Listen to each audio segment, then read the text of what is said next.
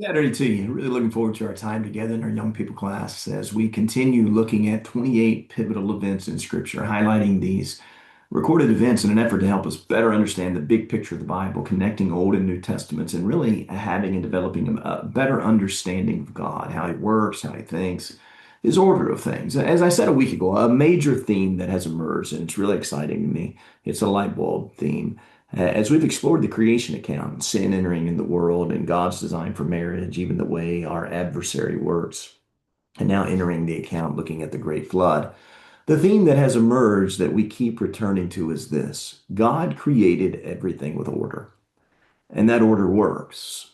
When we go outside of that order, disrupt that order in any way, we contribute chaos. The more we deviate from God's order, the more chaos we'll have in our lives.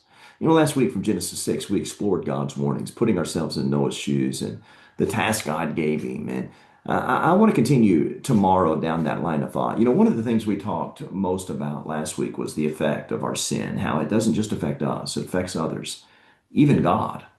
And we'll continue with that discussion, how God was grieved by way of even creating man, as their thoughts were continuously evil at this point. So, in preparation for tomorrow, let's talk about judgment. Let's talk about God's judgment. Was it fair? I want you to read Genesis 6, verses 13 through 17 in preparation for that. Let's talk about what made Noah different. Is being different possible? What was the outcome of Noah's choice to be different? Genesis 6:8, Genesis 6:19, Genesis 6:22, Genesis 7:5, 7:9, 7:16 should help in preparing for that. So take a look at that if you have some time. Then I want to talk about God and how He can't lie, how God always keeps His promises, and what that means for us, having that stability, that rock that we can trust no matter what that should mean for us. Genesis 7:17 through 23 will help you with that.